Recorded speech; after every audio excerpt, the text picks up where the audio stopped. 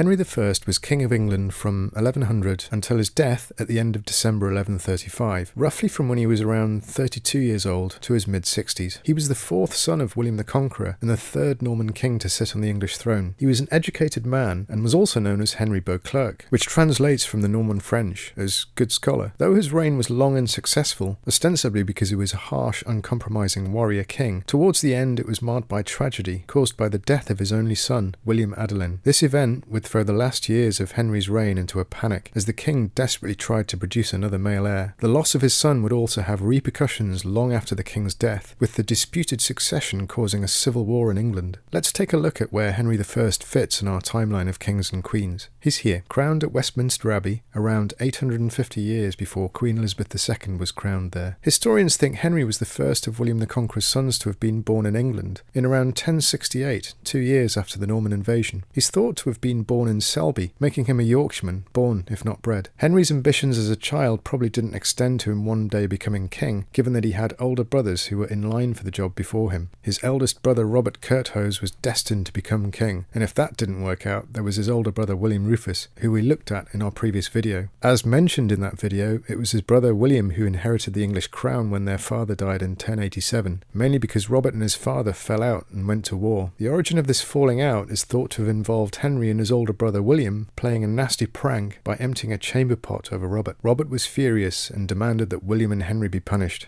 When the king, William the Conqueror, failed to do so, Robert literally went on an angry rampage across Normandy and even laid siege to Rouen Castle. Instead of becoming King of England and the Duke of Normandy on his father's death in 1087, William Rufus was given England and Robert was given Normandy. The kingdom was split in two. As the younger son, Henry inherited a substantial fortune, as well as land in England. An outraged Robert soon began plotting to invade England and to seize the crown from his younger brother William Rufus. Robert's planned invasion soon started faltering though, and he turned to Henry for a loan, which Henry refused. Instead, Robert sold him the Cotentin Peninsula, making Henry the Count of Western Normandy, though it wasn't long before the dastardly Robert seized the peninsula back. Despite this, Henry raced to his older brother's defence in 1090, after William Rufus encouraged locals in Rouen to rise up against Robert. Henry fought the rebels back, and even took the leader of the rebellion to the top of Rouen Castle and threw him off. Soon after, William Rufus invaded Normandy with a large army and forced Robert to the negotiating table. Incredibly, the warring brothers seemed to have come to an agreement. William would gain lands and castles in Normandy, and in exchange he would help Robert attack the Duchy of Maine and regain control over Normandy, including Henry's lands. The two brothers even nominated each other as heirs to England and Normandy. Henry must have been furious that he'd been completely excluded from this arrangement, and it's possible this resentment would prove significant later on. In 1091, Henry gathered an army together and declared war on his older brothers. The plan failed, and he went on the run. Despite their negotiations, the dispute between William and Robert seems to have continued until Robert decided to heed the Pope's call and join the First Crusade to Jerusalem. Needing money to raise an army, Robert effectively sold Normandy to William Rufus. It's also around this time that Henry and William, the childhood pranksters, seem to have been reconciled. As we explored in our previous video, William Rufus's 13-year reign came to a brutal, shocking end one day in August 1100. The king was out hunting when he was shot through the lung with an arrow and died. Historians have speculated that William could have been the victim of an assassination plot instigated by Henry. Henry was in the hunting party on the day in question. Is it possible he'd never quite forgotten his betrayal 9 years previously, when William and Robert excluded him from the negotiating table and sequestered his land? We'll never know. Most historians have rejected the murder conspiracy theory though. Hunting was a very dangerous sport, and accidents did occasionally happen. Nevertheless, Henry's next move was fairly ruthless. Leaving his brother's body in the forest, he rode to Winchester to secure the royal treasury, then hastily made his way to Westminster, where he had himself crowned King of England just 3 days after William's death. Henry was king, given that his older brother Robert would almost certainly return from the First Crusade and try to press his claim to the English throne. As per his agreement with William Rufus in 1091, Henry made it his business early on to consolidate and legitimize his rule. He proved himself to be an astute politician, promoting himself as the king who would restore order to his troubled kingdom. Despite being the third Norman king to sit on England's throne, Henry I turned his face towards the old Anglo-Saxon kings to define his early rule, in order to boost his popularity with his English subjects. As you'll have learned from our previous video on William the Conqueror, England had been transformed by the Norman invasion of 1066. More than half the land had been taken over by Normans, and even the official language had changed from Anglo-Saxon English to Norman French. Henry I's promise to return to the gentler customs of Edward the Confessor, one of the last and most admired Anglo-Saxon kings, who you can learn more about in our previous video on him, proved popular. Not long after being crowned, Henry took a wife, Matilda, the daughter of Malcolm III of Scotland. Given that she was the niece of the one-time Anglo-Saxon contender for the throne, Edgar Atheling, the marriage not only boosted his Anglo-Saxon credentials, but acted as a useful buffer against any potential future troubles from the Scots. Matilda was a trusted queen, and she often acted as Henry's regent in his absence. Unlike his older brother William, who died without a male heir, Henry I and Matilda produced two children,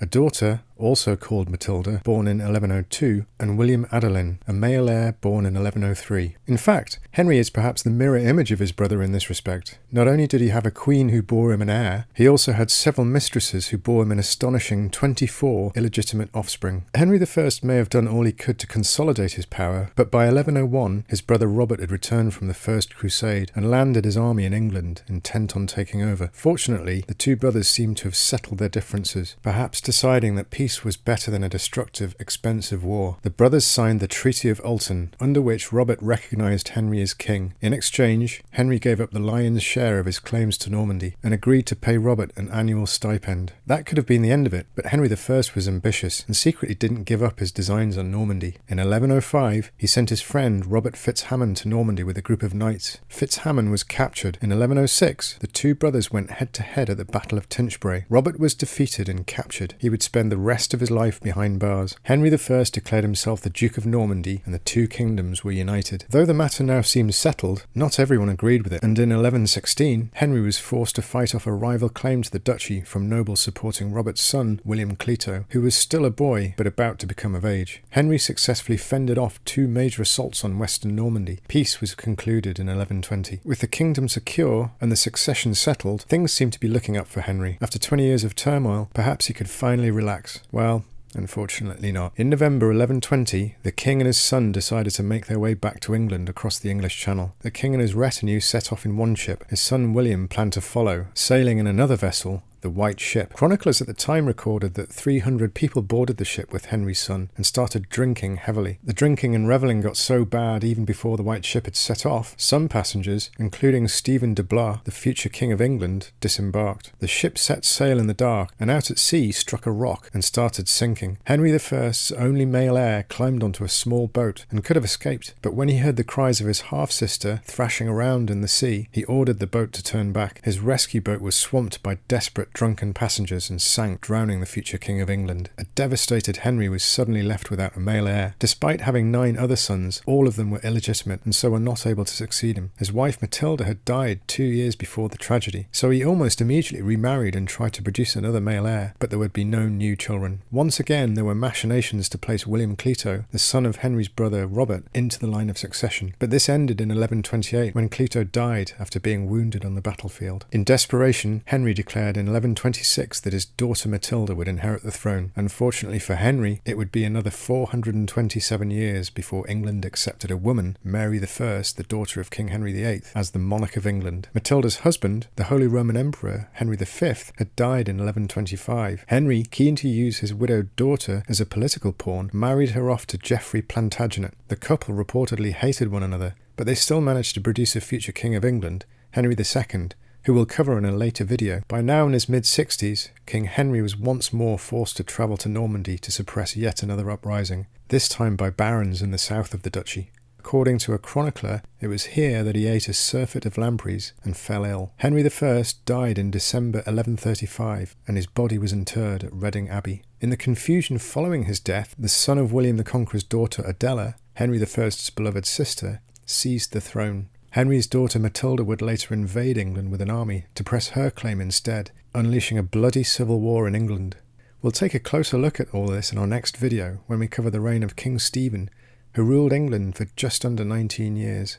If you've enjoyed this video, you can hit the subscribe button below to receive an alert when we upload our next one. You can also help us to keep making these videos by sponsoring us on Patreon using the link below.